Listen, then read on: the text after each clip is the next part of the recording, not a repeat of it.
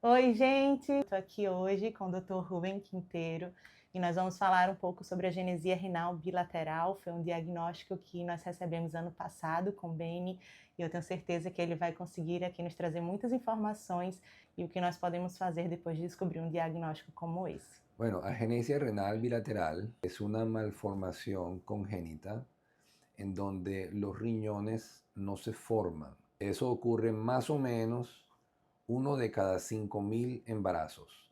Uau! E existe alguma causa possível para esta malformação? La agenesia renal bilateral puede ocurrir de manera espontánea, sin ninguna causa, simplemente no se forman los riñones. Y la otra manera como puede ocurrir es porque hay un problema genético. Y ese problema genético entonces hace que no se formen los riñones.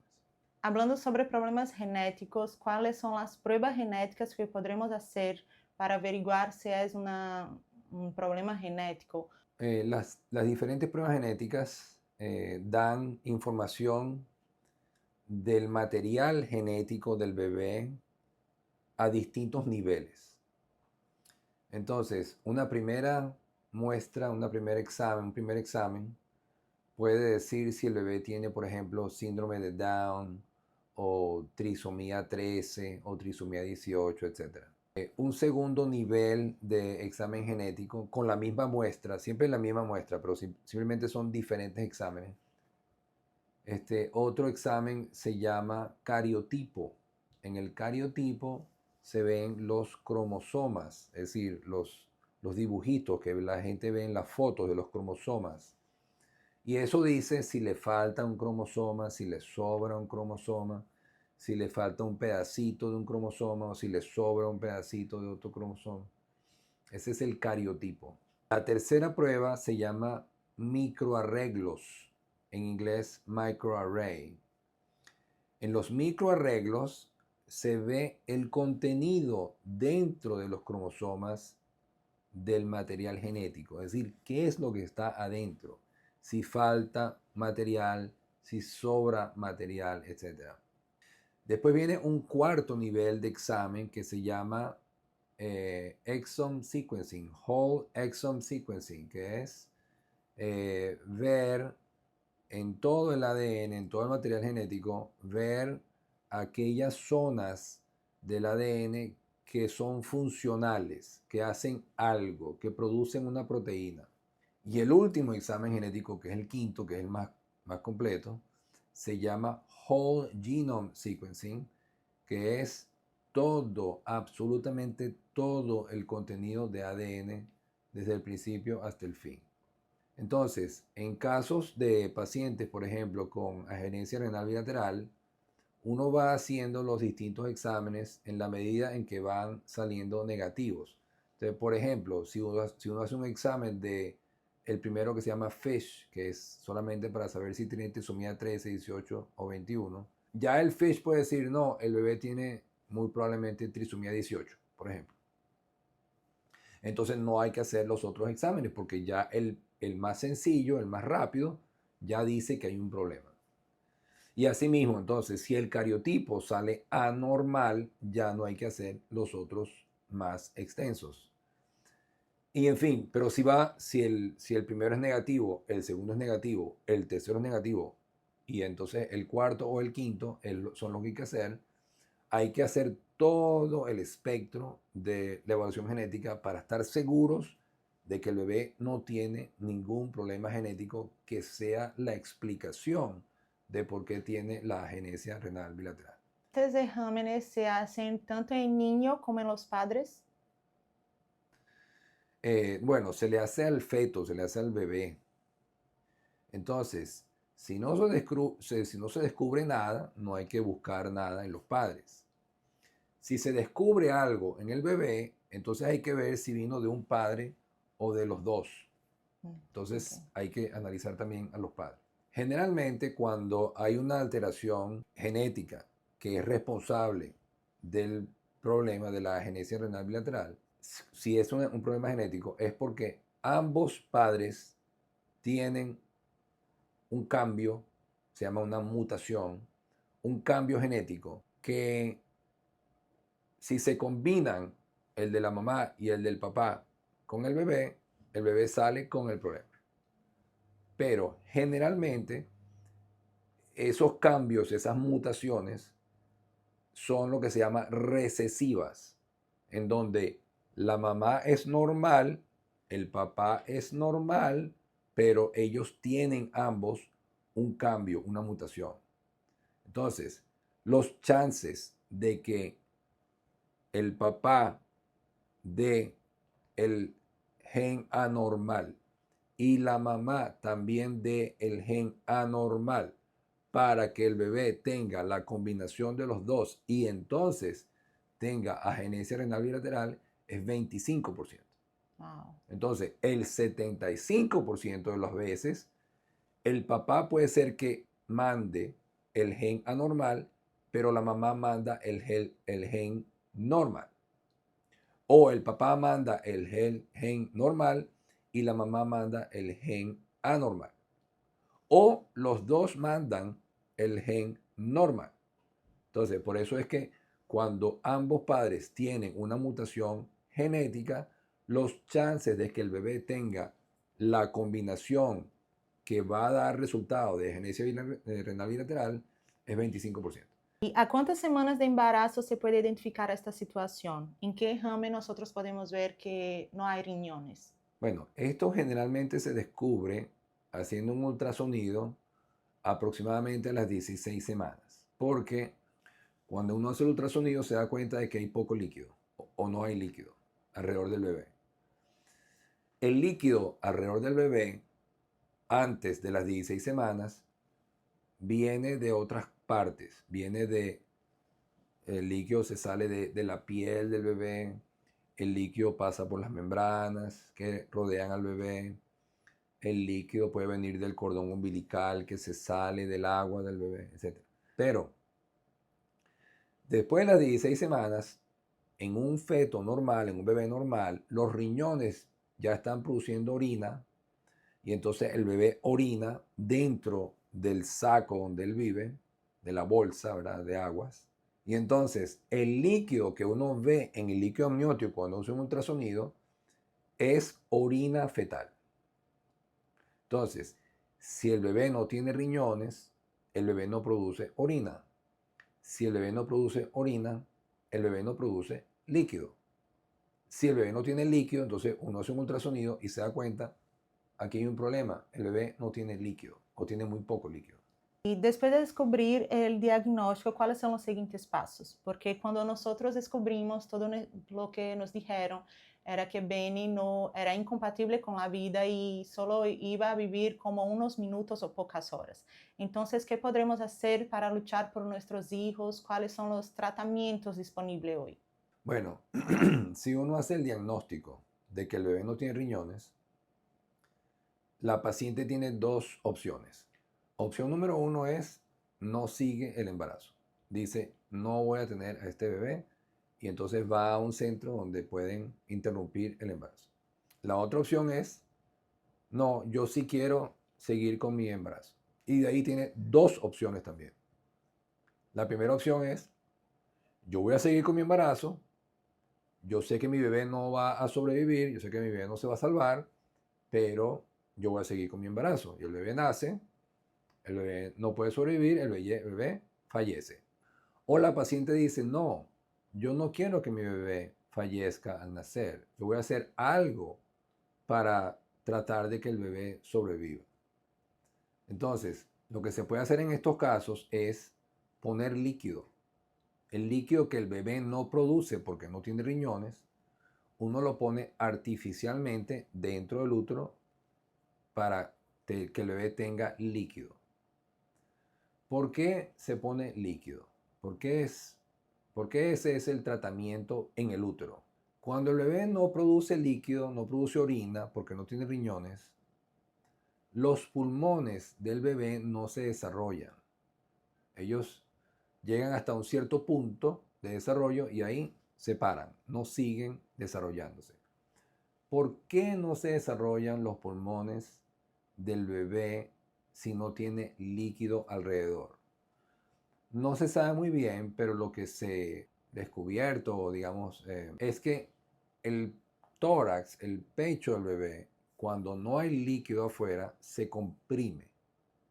Entonces, como no se puede expandir porque no tiene sitio, porque no hay líquido alrededor del bebé, entonces el tórax se comprime, ¿verdad? Se contrae. Entonces, si el tórax no se expande y el pulmón no se desarrolla, cuando el bebé nace, el bebé no puede respirar, no puede tener oxígeno y entonces fallece. Entonces, para evitar eso o para, al contrario, permitir que los pulmones del bebé se puedan desarrollar, entonces se pensó y se ha hecho pues la táctica de poner líquido de manera artificial dentro de la bolsa de agua del bebé.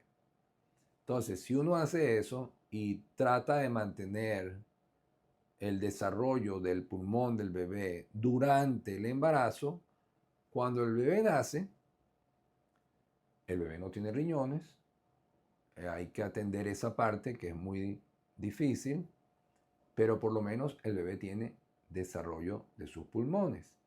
Si tiene desarrollo de sus pulmones, se puede salvar. Entonces pueden atender la parte de la agenesia renal bilateral. Es decir, pueden atender al bebé por falta de riñones, pero no tienen que atender al bebé por falta de desarrollo de sus pulmones. Este tratamiento se llama aminoinfusión.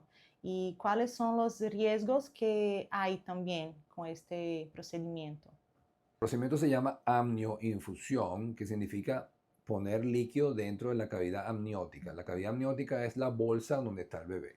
Eso hay que hacerlo con una aguja. Hay que poner una aguja donde está el bebé en el saco y poner líquido. No es fácil porque como no hay líquido, la aguja está entrando, ¿verdad? Y está el cuerpo del bebé, está la piernita, está la cabeza, los brazos, en fin. Entonces el médico tiene que ser muy cuidadoso de cómo meter una aguja allá adentro sin herir al bebé, sin pinchar el cordón umbilical, sin causar daño. ¿Ok? Entonces los riesgos son muchos. Los riesgos son, número uno, que no se pudo hacer. El doctor no puede encontrar el sitio donde poner el líquido. Número dos, la aguja hiere al bebé o puede producir hasta la muerte del bebé. La aguja entró en un sitio equivocado. Es una aguja. O la otra complicación que es muy común es que la membrana que donde está ese saco, ¿verdad? Esa membrana está pegada del útero, pegada. Pero a veces pasa que cuando uno mete la aguja, el líquido que uno mete aquí trata de salirse y separar la membrana.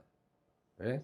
Entonces, si la membrana se separa del útero, entonces la paciente puede ser que bote líquido por abajo, por la vagina, se rompen las membranas y se puede ir de parto. Usted hizo un cálculo para ver el desarrollo de los pulmones de los bebés y yo quería que usted hablase un poco sobre eso y cómo los médicos pueden tener acceso también a este cálculo para hacer con sus pacientes. Bueno, la manera como nosotros hacemos las amnioinfusiones no es basada en la cantidad de líquido que tenga el bebé alrededor, sino en cómo está el desarrollo del pulmón del bebé. Porque el protocolo que existe en otros centros es poner líquido todas las semanas sin importarle cómo está el desarrollo del pulmón. Entonces, como nosotros sabemos que cada vez que metes la aguja hay un riesgo de infección, de ruptura de membranas, de daño al bebé, etcétera, etcétera, lo que dijimos antes. Entonces, no queremos hacer tantos procedimientos, queremos hacer menos procedimientos. La manera como podemos calcular si hace falta hacer un procedimiento o no es midiendo el tamaño de los pulmones del bebé. Si los pulmones del bebé están bien desarrollados, no hacemos el procedimiento, aunque no haya líquido. Es al revés. Es decir, no estamos guiando el tratamiento en base al líquido.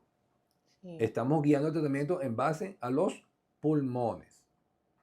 Ahora, el cálculo que tú mencionas es un trabajo que nosotros publicamos con una fórmula para poder saber si los pulmones de un bebé están de un buen tamaño o no están de un buen tamaño. Las fórmulas que existían antes y que todavía se usan en muchos sitios están equivocadas matemáticamente. La nuestra no está equivocada matemáticamente.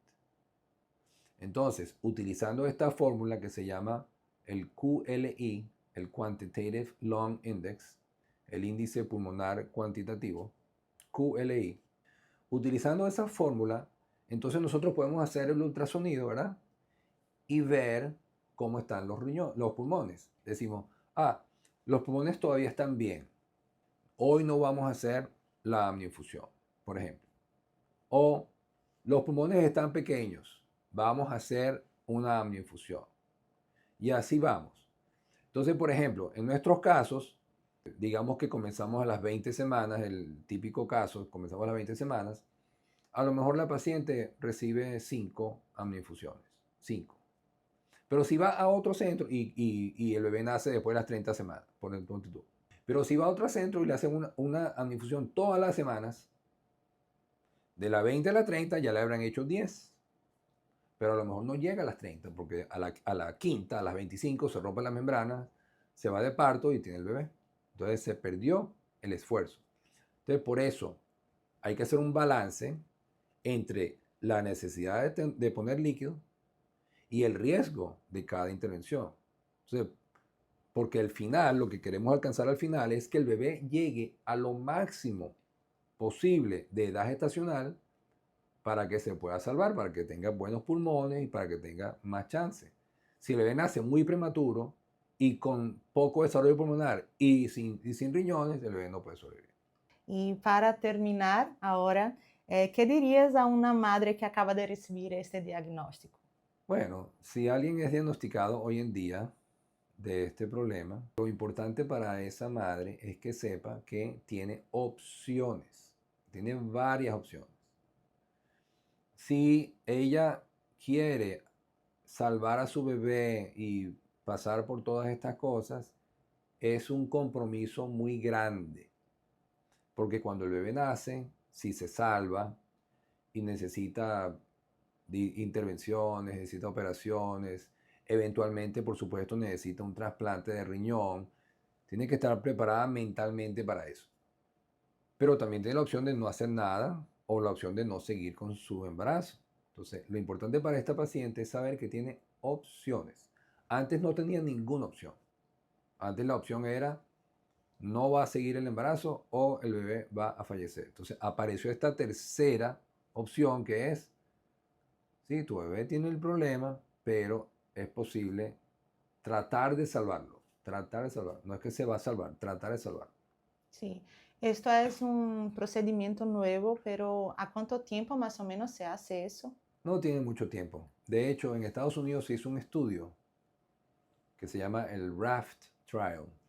R-A-F-T, RAFT, como balsa. Ese estudio lo pararon y ese estudio no lo continuaron porque tenía muchas complicaciones. Pero de nuevo, en ese estudio la técnica era una amniinfusión todas las semanas, sin medir pulmón, por ejemplo.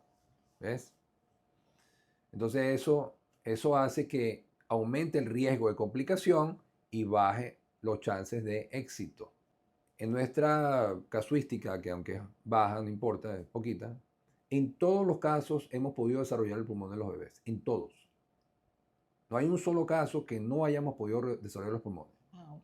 ¿Ok? Incluso en el caso tuyo, que llegaste Sí, tarde y dijimos, bueno, llegaste tarde, a lo mejor no se puede y todavía lo pudimos hacer. Entonces, eso significa que se puede tener mejores resultados si uno baja el riesgo. ¿Cómo se baja el riesgo? Menos procedimientos, ¿ves? ujú, Además de las otras cosas que tú viste que tenemos, o sea, lo hacemos con la tecnología más alta que se puede hacer para precisamente poder hacer el procedimiento de la manera más cuidadosa y a la vez efectiva. Ok, muchas gracias por todo y por tu profesión que es tan linda y por luchar por la vida de las mamás, de los bebés también. Eres increíble y nosotros te amamos. Bueno, gracias a ti, Ana, ¿verdad? Yo te admiro mucho porque tú pasaste por esto y lamentablemente por causas totalmente distintas al proceso, digamos, el bebé no sobrevivió, Benji no sobrevivió, Benny. Pero tú más que nadie sabes qué es pasar por esto. Entonces no es una ruta fácil, no es para todas las madres, para todas las pacientes, pero para aquellas que sí quieren o que sí pueden, ¿verdad? Emprender este camino que no es fácil. Tú eres una embajadora de esa situación, tú eres una embajadora de esa enfermedad.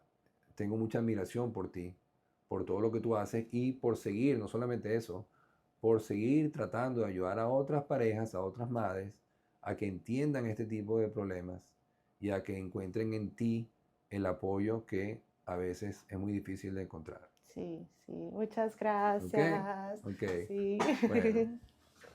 Ok. Dios te bendiga. Dios te bendiga.